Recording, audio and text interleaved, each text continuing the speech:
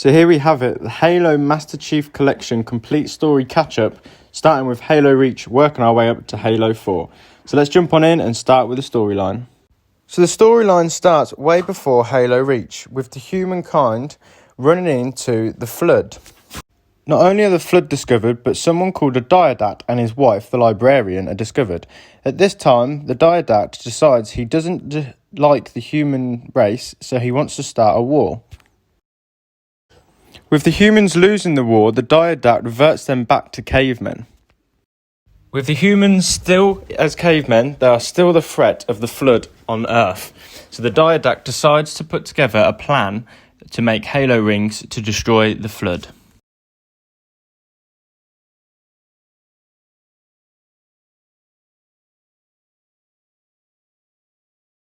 The Librarian finds out the plan that the Halo rings will destroy all of mankind as well as the Flood, so imprisons the Diodat on a prison planet with all the Prometheans. With the Diodat and the Librarian distracted, the Flood grow stronger and create the first Gravemind. Graveminds become the sort of master of the Flood. With the Flood growing stronger, the Forerunners make Installation 00, the Lesser Ark. This is a data device that is used to make Halo rings and to store data. Data can be from human DNA and any race like that.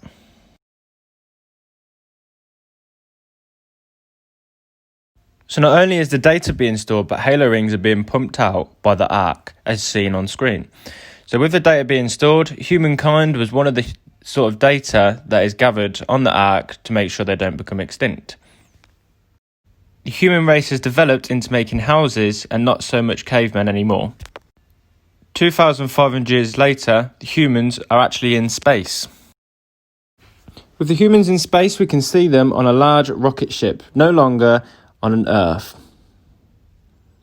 We are then introduced to a war where Horsley is actually introduced to Halo. Dr. Horsley starts the Spartan 2 program that kidnapped kids, as shown. They were made to protect Earth against terrorists, but this is when the Covenant turned up and attacked the Earth. So introducing super soldiers in the Spartan 2 program. At this point, we can see the Covenant turning up to attack a large city on Earth, and the Spartans are needed to fight this one. We are now at the time period of Halo Wars. As you can see, the Spartans, or Spartan 2s, are actually in Halo Wars. So let's crack on with the main storyline. So Halo Wars is set at the sole centre of the Battle of Harvester. The planet called Harvester is where Halo Wars has taken place, and this is, as you can see, the Covenant attacking Earth for some unknown reason, until now.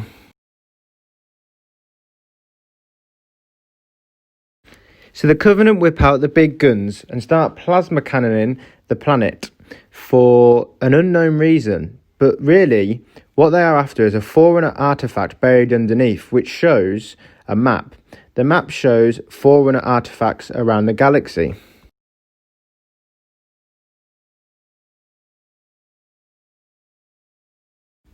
So next we are introduced to Captain James Cutter, one of the main characters of Halo Wars, and he is on the Spirit of Fire, which is the ship shown here. We then go to a planet called Acadia, where Ella Andres is, who has been captured by the Covenant to activate the Forerunner Dreadnought. Humans were designed to only be able to activate these Forerunner artifacts because they didn't want alien race to be able to activate them, hence why Ella has been captured. So Ella is then rescued and for some reason teleported to a planet where Flood are first discovered by the humans, since their memories were wiped and all their DNA was captured. So the planet is then destroyed by a ship being driven through it to explode it. With the Flood planet destroyed, the crewmates are then frozen in time. Now moving into the Halo Reach period of the complete saga.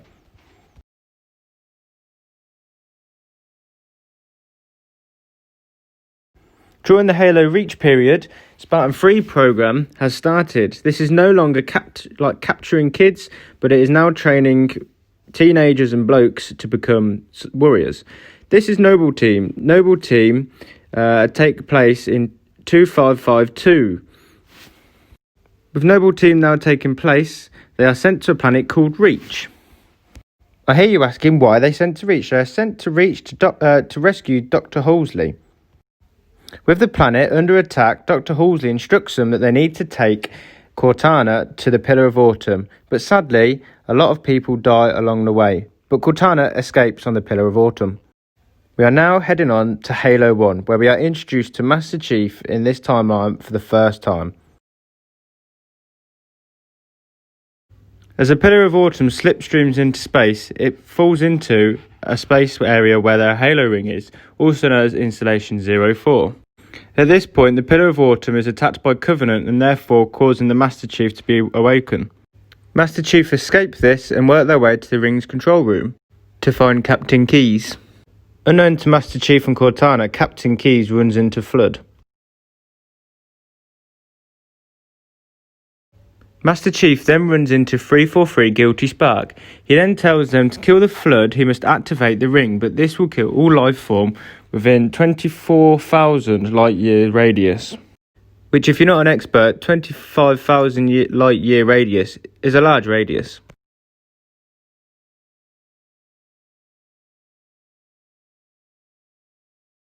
Cortana knows how much this is devastating and doesn't want Master Chief to activate the ring, therefore making the Master Chief and 343 disagree. Once that is over, Master Chief finds Keyes, who is being turned into a grave mine by the Flood. To stop the Flood, Master Chief takes a moral impact from Keyes to blow up the ship, to then make a large explosion on the Halo ring. Now moving on to Halo 2.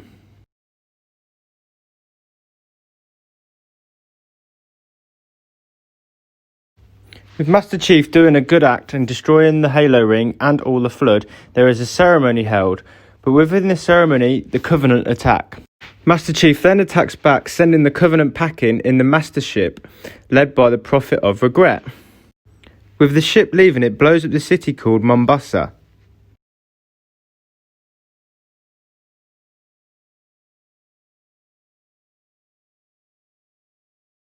Mombasa is the city where Halo ODST is based.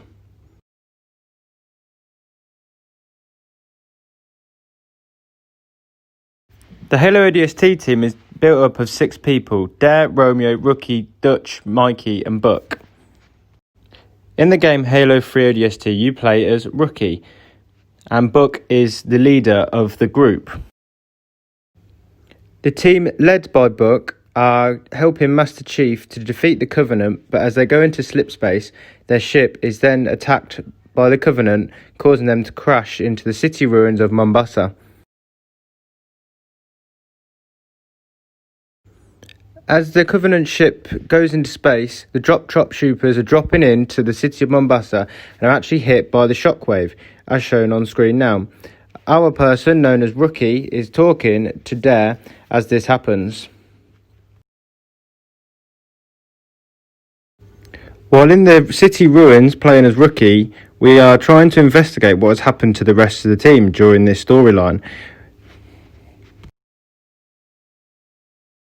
After being reunited with Buck and the rest of the team, they take the attack to find an AI that has helped Rookie through the city. They later on find out that the AI is actually an alien controlling the city and all the telecoms, and the Covenant are after this to help with their attack against the UNSC army. Rookie did not know, but this was going to be his second to last mission and actually dies on his next mission. With the ODST game out of the way, we will now jump back into the Halo 2 storyline, finishing the campaign. With Master Chief and the USC army chasing down the ship and slipstreaming in space, they jump into another Halo ring. Master Chief then chases the Prophet and kills him by punching him to death. Once Master Chief has done this, the High Charity ship turns up and blowing up the Halo ring with a plasma shot, sending Master Chief flying into an unknown area. Meanwhile, we'll jump into the Arbiter's storyline.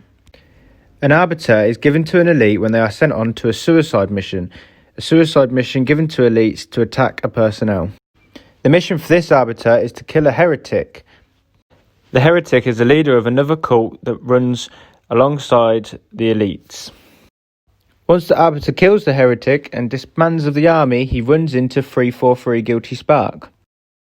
Because Master Chief killed one of the prophets, the other two remaining prophets assign brutes to their new army, but Arbiter is unaware of this until the brutes turn up and capture 343 Guilty Spark. With the Arbiter unaware of this, he returns to High Charity to find out the brutes have replaced the elites to protect the remaining charity. With the brutes now protecting both remaining prophets and the High Charity, the Arbiter is sent on another mission to get the Halo Ring secured. To secure the Halo Ring there is a key, but once the Arbiter secures the key, brutes turn up to take the ring and the key off the Arbiter and takes Captain Key's daughter, as shown here.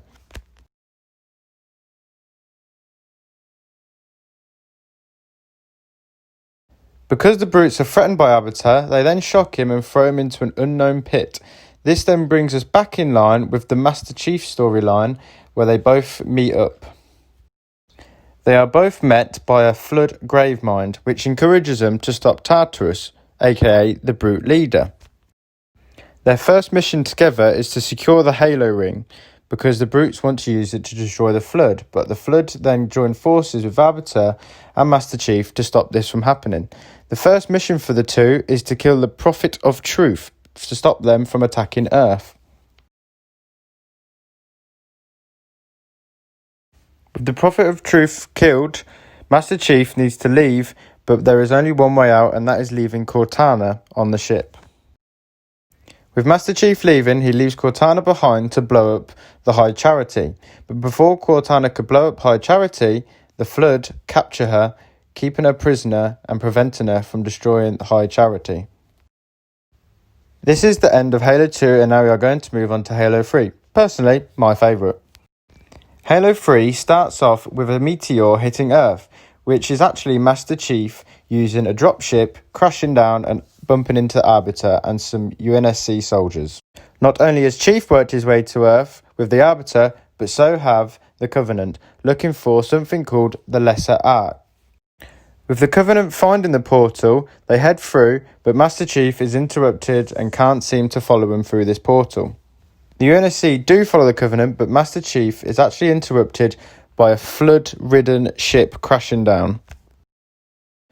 When the UNSC follow the Covenant to the Ark, they find out that the Flood have taken over it to protect it, to stop anyone from activating it, which activates all rings and destroys all life. Do you remember before where I said humans can only activate Forerunner artifacts? That's correct. The Covenant have captured Captain Johnson to activate the Halo Array.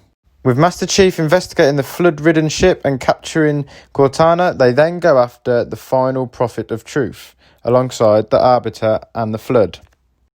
At this point, the Flood turn on Chief and Arbiter as they no longer need him because they have defeated the Prophet of Truth. And they then find out that the Ark doesn't only destroy rings, but it also makes them, as shown.